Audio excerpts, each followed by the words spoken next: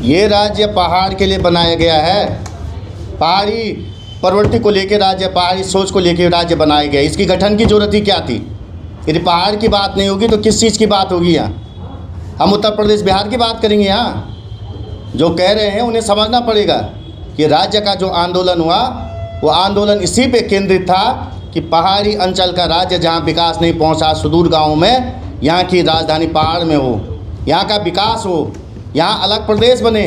और उसके लोगों ने शहादत दी है, अपना जीवन दिया है, अपने घर परिवार खोए हैं, माँ बहनों ने अपनी इज्जत सब खोई है, और उसके बाद ये राज्य बना।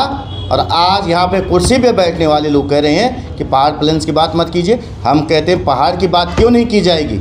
हम किसी का विरोध नहीं कर रहे हैं, लेकिन जब पहाड़ के हकों पे डाका डाला जाएगा, पहाड़ के अधिकारों पे डाका डाला जाएगा, तो हम पहाड़ की आवाज़ उठाएंगे। और उठाने का हमारी जवाबदेही भी है, और हमारी नीति भी है, नियत भी है, और हम चाहते पहाड़ के साथ न्याय होना चाहिए।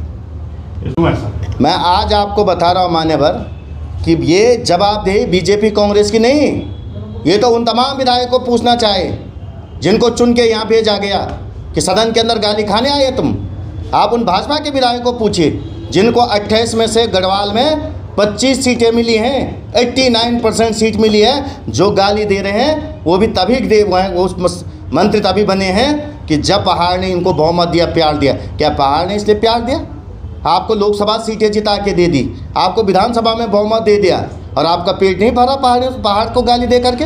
पहाड़ वासियों को गाली देने का क्या औचित्य है? हमें इसलिए विधानसभा सत्र में बुलाया जाता है कि हमें गाली दी जाए, हमें अपमानित किया जाए, हम लोगों की बेइज्जती की जाए। आपने एक तरफ तो विधानसभा के बाहर शहीदों का फोटो लगा रखा है, शहीदों के नाम पे आप राजनीति कर रहे हैं। और वो शहीद क्या सोचे होंगे जिन शहीदों ने शहादत दी है? उस शहादतों में देखिए कितने पहाड़ी लोगों ने अपना शहादत दी है, और शहादत दे के आज उनकी आत्मा रो रही होगी।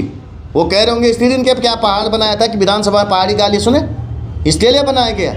अरे मैं भी उस परिवार से हूँ पंवार जी कि मैं सैनिक के परिवार से हूँ। मेरे पापा ने 2 लड़ाई लड़ी इस देश के लिए, मेरे भाई ने गोली खाई है, और इसलिए नहीं आया मैं राजनीति में कि मैं वहाँ जाके गाली सुनूं।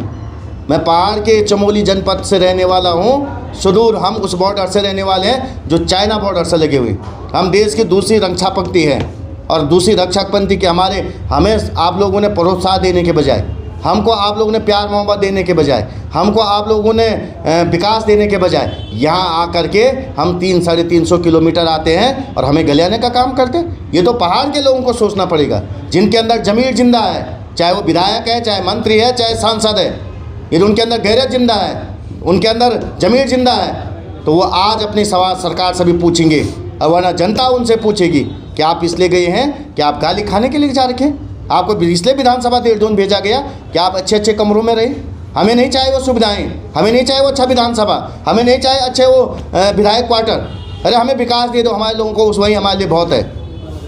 मैं इसी बात को कह रहा हूँ कि शुक्रवार को जब मैंने संसदीय कार्य मंत्री से सवाल पूछा कि एम्स बना किसके लिए है, मैं आपको बता रही घटना मेरे क्षेत्र में गोपेश्वर में एक महिला का पेट फाड़ा गया और छोड़ दिया गया, और वो उसको एम्स लाया गया, तो एम्स में बाहर छोड़ना पड़ा उसको। बाहर हमारे लोग भेड़ बकरियों की तरह बाहर रहते हैं, एम्स में हमारी सुनी नहीं जाती है। ज़मीन हमने दी है, उत्तराखंड की ज़मीन है, इलाज किसका होगा? वहाँ जो नौकरियाँ लग रही हैं वहाँ राजधानी क्यों लगाए? मैंने ये पूछा उनसे, मैंने पूछा कि आपको पहाड़ के लोगों से पीड़ा क्यों है? गंगा वहाँ से बह रही है। मैंने कहा मैं उस विधानसभा से आता हूँ जिस विधानसभा में भगवान नारायण रहते हैं, केदारखंड की वो भूमि है। 18 पुराण लिखे गए, श्रीमद् भागवत लिखी गई, महाभारत लिखी गई, हेमकुंड साहिब जहाँ है, जहाँ माँ गंगा का उद्गम स्थान है, जहाँ कंकड़ में भगवान शंकर बसते हैं, ऐसी भूमि से हम आते हैं। आप सनातन संस्कृति की बात करने वाले आज उस 4 धाम पे क्यों बात नहीं करना चाह रहे?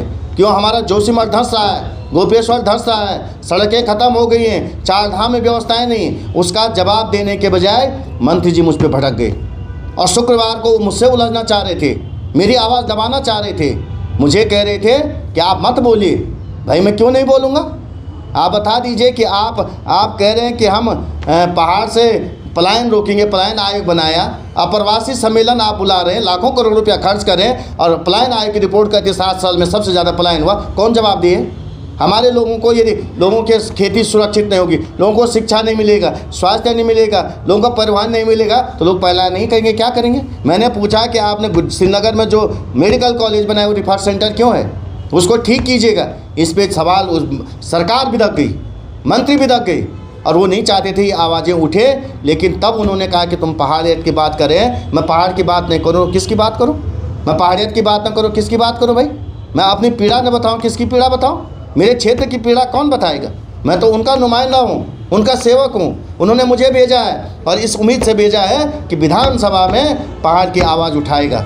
और मैं आज भी कह रहा हूँ कि मुझे फ़ख्र के साथ कह सकता हूँ मैं कि जितने पहाड़ के जितने भी लोग हैं, जिन लोगों ने मुझे आशीर्वाद दिया, आज वो सारे लोग कह रहे हैं कि हमारा मत खराब नहीं गया। बुटला जी, आपने हमें सही मत दिया। लेकिन भाजपा के उन 28-25 विधायक को पूछा जाना चाहिए जो वहाँ पे चुप रह के बैठी हुई थी।